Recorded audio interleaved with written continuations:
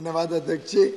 वास्तव में इतने अच्छे अच्छे वक्तव्य आए हैं और इतनी सूचनाएं कि हमारे कई मान्य सदस्यों ने, तिवारी जी ने, विप्लव जी ने, नरसिम्हा राव जी ने और सभी मान्य सदस्य जिन्होंने आज चर्चा में भाग लिया, सुजीत जी ने शुरू की।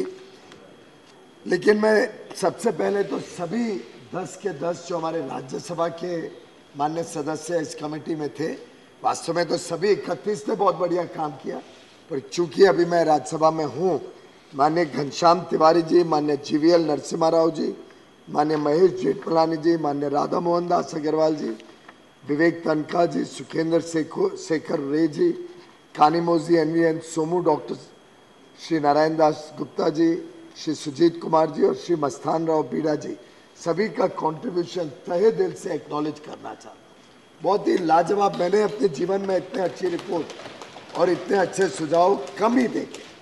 बहुत अच्छी रिपोर्ट आई।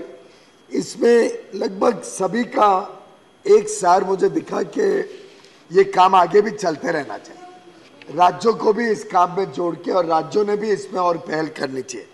मैं बहुत खुश हुआ ये बात सुन के, पर दो विषय मैं रखना चाहूँगा।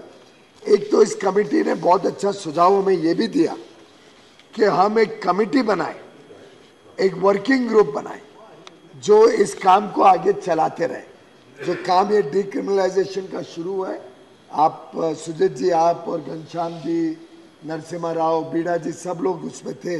आपकी ये मुझे बहुत बढ़िया बेहतरीन सुझाव लगा कि एक वर्किंग ग्रुप बनाए और सब कानून को देखते रहे। तो आपको जान के खुशी होगी, आपके रिपोर्ट आने के बाद हमने एक वर्किंग ग्रुप बना दिया है जो इस काम को आगे चलाते रहेगा। अन्य अन्य डिपार्टमेंट है, नीति आयोग है, reserve bank, NABARD, national housing bank, NPCI, pollution control board, FSSI, ऐसे करीब करीब 22 कैटेगरीज के लोगों को इसमें जोड़ा है। लीगल प्रोफेशनल्स को जोड़ा है, प्राइवेट प्रोफेशनल्स और सरकारी अधिकारी, कई इंडस्ट्री चैम्बर्स को जोड़ के हमने एक कमेटी वर्किंग ग्रुप बना दिया जो इस काम को आगे बढ़ाते रहेगा। साथ ही साथ स्टेट्स के साथ भी हमारी चर्चा शुरू हुई है, जो माननीय विजय साई रेड्डी जी ने कहा और कई माननीय सदस्यों ने कहा कि वो भी ऐसा सिमिलर एक्सरसाइज करें। अच्छा सुझाव था कि हम भी उनको कुछ गाइडलाइंस या कुछ गाइडेंस या कुछ सपोर्ट दें और मिलके केंद्र और राज्य ये परिवर्तन करें। एक अच्छी बात आई हमारे समक्ष कि कई लोगों को मालूम नहीं पड़ता है क्या क्या परिवर्तन हो रहे हैं। शायद विजय साई रेड्डी जी नहीं कही या थम्बी दुराई जी ने, कि प्रावधान में बदलाव होते रहते हैं, सबको एक जगह पे कैसे लोगों को सरलता से मिल सके। आप सबको एक सूचना देते हैं मुझे बड़ा हर्ष होता है आपके माध्यम से अध्यक्ष जी, हमने एक नेशनल सिंगल विंडो सिस्टम स्थापित किया है जिसमें कोई भी व्यक्ति जो कोई उद्योग चलाना चाहे, कोई व्यापार करना चाहे, कोई नया काम शुरू करना चाहे, वो उसमें जाके उसमें एक नो योर अप्रूवल्स का सेक्शन है। अगर बताए कि मुझे चमड़े का कारखाना शुरू करना है, जैसे वो बताते हैं तो हम उस नेशनल सिंगल विंडो से उनको गाइड करते हैं कि आपको कौन कौन से कानून और कौन कौन से प्रावधान लागू होंगे, और उसके हिसाब से फिर आप अप्रूवल्स भी उस सिंगल विंडो के ऊपर ही अप्लाई कर सकते हैं। और हमने स्टेट्स को भी आमंत्रित किया है, ओडिशा, आंध्र प्रदेश, कई स्टेट्स इसमें जुड़े हैं। लगभग देश के सभी स्टेट्स राजनीति को छोड़ के, राजनीति से और ऊपर उठ के, लगभग सभी स्टेट्स, यूनियन टेरिटरीज उसमें जुड़ रहे हैं। केंद्र के, राज्यों की, कॉरपोरेशन की, पंचायत की, सबकी परमिशंस हम चाहते हैं देश भर की एक ही जगह पे आ जाए, जिससे रिन्यूअल्स भी आसान हो, कोई पेमेंट करनी है ड्यूटीज की, एप्लीकेशन फी, वो भी आसान हो। तो अलग अलग तरीके से ये नेशनल सिंगल विंडो एक रेवोल्यूशनरी स्टेप प्रधानमंत्री मोदी जी ने इंट्रोड्यूस किया है। हमें मार्गदर्शन दिया कैसे बनना चाहिए, कैसे सरल तरीके से लोग अपना काम कर सके, और जैसा माननीय तिवारी जी ने कहा, इस देश में और लोग प्रोत्साहित हों, स्टार्टअप्स की दुनिया में, व्यापार की दुनिया में उद्योजक बने, जॉब गिवर्स बने, जॉब प्रोवाइडर्स बने, जॉब सीकर्स ही ना बने। हर एक व्यक्ति सिर्फ एक सरकारी नौकरी के पीछे ना भागता रहे। लोगों की हिम्मत और हौसला बढ़े कि हम भी अपना पैरों पे खड़े हो सकते हैं, नया कारोबार कर सकते हैं। और आज के हमारे युवा युवतियों का एंटरप्राइज देख के माननीय अध्यक्ष जी हैरानी होती है। आज स्पेस रॉकेट तक हमारे स्टार्टअप की दुनिया में आईआईटी मद्रास में बन रहे हैं। एक तो व्यक्ति ने डोसा बनाने का काम शुरू किया मुंबई में, और सर डोसा इतना स्वादिष्ट बनाता है, 300 रुपए का डोसा बेचता है, 300 रुपए का, और इतना स्वादिष्ट बनाता है कि लाइन लगती है, उसका सामान खत्म हो जाता है लेकिन डिमांड खत्म नहीं होती। तो अलग अलग प्रकार से देश में युवा युवती नए नए प्रयोग से देश को गौरवान्वित कर रहे हैं, और मैं समझता हूं ये हम सबके लिए हर्ष की बात है। माननीय अध्यक्ष जी, एक जरूर मैं सबको अवगत कराना चाहूंगा, कमेटी के सभी रिकमेंडेशंस इतनी लाजवाब थे कि उन्होंने 8 रिकमेंडेशंस दिए कि 8 और प्रोविजन को सम्मिलित किया जाए। हमने 8 की 8 रिकमेंडेशन 5 एक्ट्स की एक्सेप्ट कर ली और ये 8 प्रोविजन को भी डिक्रिमिनलाइज किया। साथ ही साथ कमेटी ने 7 ऐसी रिकमेंडेशन दी कि भाई ये आपका सुझाव तो है कि इसमें डिक्रिमिनलाइज किया जाए, लेकिन इन 7 पे हमें लगता है कि अभी ना करें। तो हमने उन 7 पे इस बिल में अभी नहीं किया, इस पे और स्टेक होल्डर कंसल्टेशन करेंगे, कमेटी के मेंबर से भी चर्चा करेंगे, ये वर्किंग ग्रुप इस पे और चिंता करेगा, फिर अगर लगा फिर भी लाने लायक है तो अगले बिल में ले आएंगे। ये जनविश्वास बिल शुरुआत है, अंत नहीं है, ये पहला प्रयास है, आगे ऐसे और प्रयास बहुत सारे हैं। तो हमने उनको आपकी रिकमेंडेशन, कमेटी के रिकमेंडेशन का इज्जत करते हुए इस बिल से 7 को हटा दिया। मैं कमेटी को धन्यवाद देना चाहूंगा कि उन्होंने 3 प्रावधान ऐसे थे जिसपे कहा कि क्वांटम ऑफ पेनल्टी को बढ़ाया जाए। उनको लगा कि हमने जो रखा है वो अभी भी कम है, डिटरेंट नहीं बनेगा, लोग इसके कारण शायद फिर भी गलती कर सकते हैं या बार बार गलती कर सकते हैं। तो कमेटी की रिकमेंडेशन हमने वो तीनों एक्सेप्ट कर। एक ही माननीय अध्यक्ष जी, एक ही रिकमेंडेशन जो कानूनी विशेषज्ञ और कानून डिपार्टमेंट से जब सलाह मशुरा किया तो हम नहीं एक्सेप्ट कर पाए। अच्छा सुझाव था, अगर आप मुझे पूछे तो सुझाव था कि इसको रिट्रोस्पेक्टिव अमेंडमेंट्स को रिट्रोस्पेक्टिव इफेक्ट दे दिया जाए। 1 करोड़ केसेस सीधे कम हो सकते थे।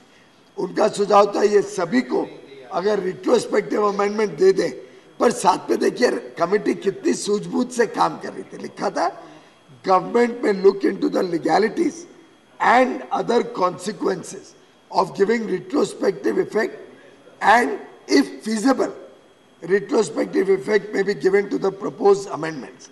वास्तव में मेरा दिल बड़ा खुश था और मैंने विभाग को कहा कर दो भाई हो सके तो, पर सभी कानूनी जो एक्सपर्ट्स हैं, विशेषज्ञ और कानून विभाग का कहना था कि जो पुराने कोर्ट के दायरे में आ चुके हैं, कोर्ट ने संज्ञान ले लिया, या पुराने गलतियां हुई या जो भी ऑफेंस है उसको आप पार्लियामेंट में कानून पास करके कोर्टों से बाहर नहीं निकाल सकते।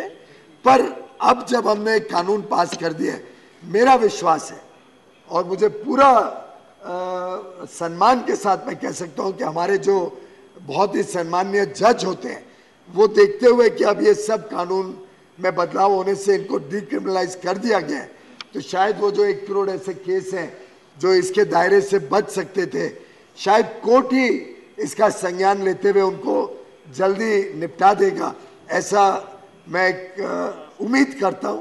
बाकी तो उनके विवेक के ऊपर है और उनके पास वो पूरे पावर्स हैं इसका क्या करना। माननीय अध्यक्ष जी, मैं सिर्फ 1-2 छोटी बातें बताना चाहता हूं। मुझे जो दुख था शुरुआत में तो मैंने कही थी, पर मैं एक बार और बताना चाहता हूं मुझे दुख क्यों हुआ कि कई बार कमेटी के काम में भी हम राजनीतिकरण करते हैं। वैसे तो ओवरऑल कमेटी ने बहुत अच्छे सुझाव दिए, पर सर कमेटी ने 2 मेंबर्स ने, एक कांग्रेस के मेंबर थे, एक डीएमके के थे। मैं व्यक्तिगत नाम नहीं ले रहा हूं, किसी पर टिप्पणी नहीं कर रहा हूं, पर ये जो मानसिकता है कि भाई सरकार को चाहिए तो उसको अपोज करना, वो सदन और देश के समक्ष आपके माध्यम से रखना चाहता। दोनों मान्य पार्टीज के सदस्य ने कहा कि जो अमेंडमेंट आप फूड कॉरपोरेशन एक्ट में करने जा रहे हो वो नहीं किया जाए। दोनों ने कहा ये फूड कॉरपोरेशन एक्ट। अब मैं इस माननीय सदन और माननीय सदस्यों के सामने आपके माध्यम से बताना चाहता हूं कि उस एक्ट की कहानी क्या है। सर ये फूड कॉरपोरेशन ऑफ एक्ट मेरे जन्म के वर्ष 1964 में बना था। लगभग 60 साल में भी सीनियर सिटीजन हो जाऊंगा।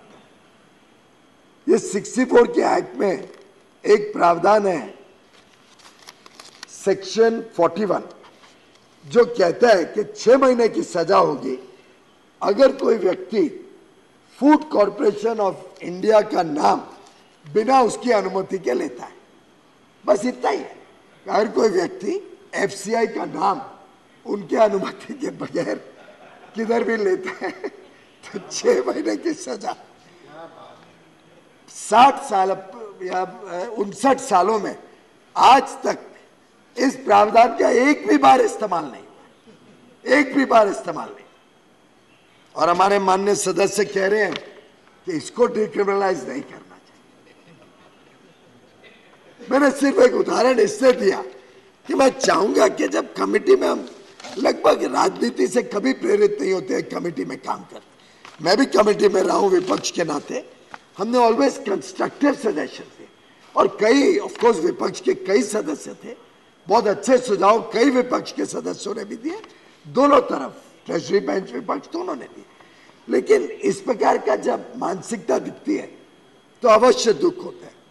ऐसे ही एक high denomination bank notes demonetisation act को हमने रिपील करने का इस कानून में लाए। अब खत्म हो गई वो बात। उसमें भी जो प्रावधान थे, failure to furnish records, failure to give information, ऐसे थे। सर अब एक तरफ तो इन्होंने सालों साल माननीय प्रधानमंत्री जी और हमारी सरकार की आलोचना की जब हम देश हित में हाई डिनोमिनेशन करेंसी नोट्स को डिमोनेटाइज किया। अब कह रहे हैं कि नहीं, उसको उसमें जो क्रिमिनल प्रावधान है उसको मत करिए, हटाइए मत, उसको रखिए। अब मैं तो समझ ही नहीं पा रहा हूं कि उनकी मंशा क्या है कि वो डिमोनेटाइजेशन के पक्ष में बन गए। हो सकता है शायद इतने वर्षों में उनका भी मन बन गया हो, कांग्रेस का भी, कि डिमोनेटाइजेशन पीएम साहब लाए थे, सरकार लाई थी, वो देश के हित में था, देश के लिए अच्छा था। अगर वो यहाँ दर्शा रहे तो मैं उसका अवश्य स्वागत करता हूँ। एक और विषय सिर्फ मैं सदन के समक्ष रखना चाहता हूँ, सिर्फ जानकारी के हेतु। एक डिफेंस में एक एक्ट है, डिफेंस का एक्ट है जिसमें कहा गया है कि अगर कोई ऐसा प्लास्टिक बैग इस्तेमाल करे तो उसके ऊपर सजा हो सकती है। मैं एक मिनट वो एक्ट निकाल लूँ, बड़ा इंटरेस्टिंग है। इससे सिर्फ मैं आपका थोड़ा समय ले रहा हूँ, लेट हो गया है, सब घर जाना चाहते हैं, मैं समझ रहा हूँ। पर एक एक्ट में ऐसा प्रावधान है, कौन सा एक्ट है ये? Cantonment act. कैंटोनमेंट एक्ट है माननीय अध्यक्ष जी।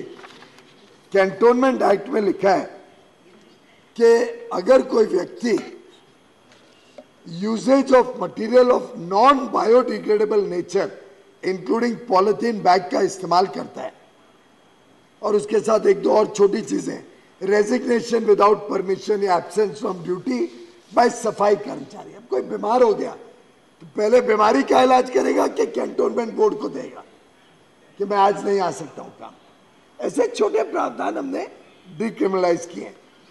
अब आप बताइए माननीय अध्यक्ष जी, कोई व्यक्ति अगर कैंटोनमेंट के एरिया में कुछ सामान लेते हुए जा रहा हो, उसको कैसे मालूम कि मेरा बैग बायोडिग्रेडेबल मटेरियल का है कि नहीं?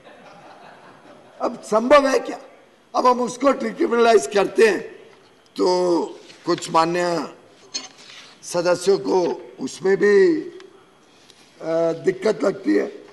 ऐसी जब चीजें होती हैं तो अवश्य दिल को दुख होता है, और मैं समझता हूं कि बड़ी सोची समझी ये प्रावधानों में बदलाव सरकार लाई है, सबकी सहमति से लाई है और मेरा विश्वास है कि इसका लाभ देश के सामान्य व्यक्ति को, जो माननीय तिवारी जी ने, विप्लव जी ने, सुजीत जी ने, सभी मीता जी ने, सभी ने कहा, देश के सामान्य लोगों को इसका लाभ होगा।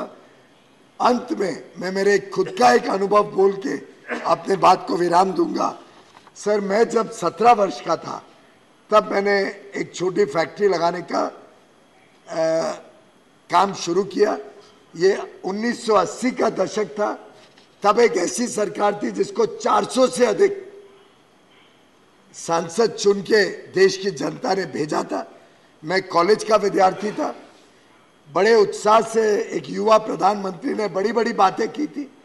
युवा प्रधानमंत्री ने ऑफ कोर्स ये भी कहा था कि मैं तो इतना निहत्था हूं कि मैं 100 रुपए भेजता हूं तो सिर्फ 15 रुपए गरीब तक पहुंचते हैं, 85 रुपए तो दलाल और भ्रष्टाचारी और बिचौलिए ले जाते हैं। उस समय आपको याद होगा ये बात।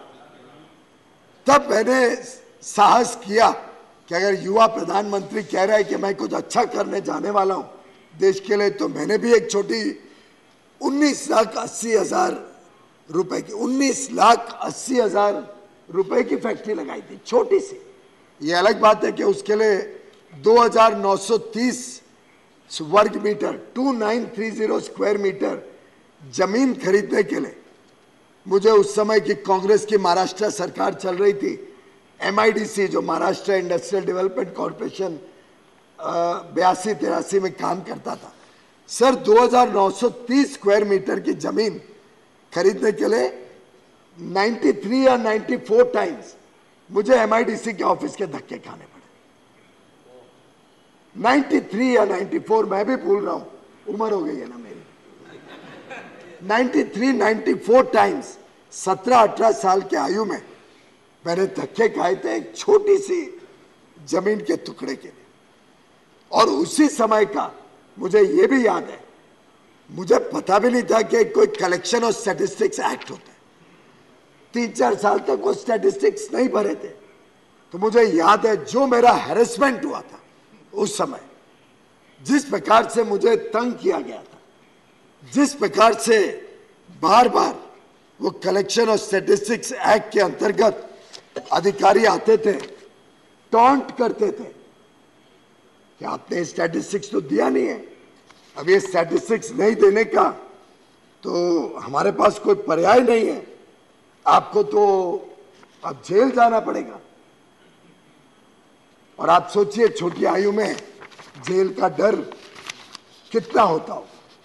ये बात अलग है कि आज एक नेता जो अपने आप को परमानेंटली युवा नेता मानते हैं,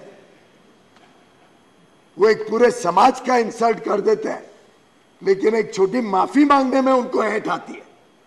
वो मानसिकता अलग है, पर हमको तो, हम माफी क्या उसके पांव छूने को तैयार थे कि साहब गलती हो गई, मुझे मालूम ही नहीं था ऐसा मुझे स्टैटिस्टिक्स देने। लेकिन मुझे जिस प्रकार से जलील किया गया, जिस प्रकार से हैरेस किया गया, जेल की धमकी के नाते जो मेरे से गलत काम भी उस समय करवाए गए थे, मैं समझता हूं अगर मैं आज कलेक्शन और स्टैटिस्टिक्स एक्ट में वो प्रावधान निकालने का मुझे सौभाग्य प्रधानमंत्री नरेंद्र मोदी जी ने दिया है, तो मैं अपने आप को सौभाग्यशाली मानता हूं। धन्यवाद।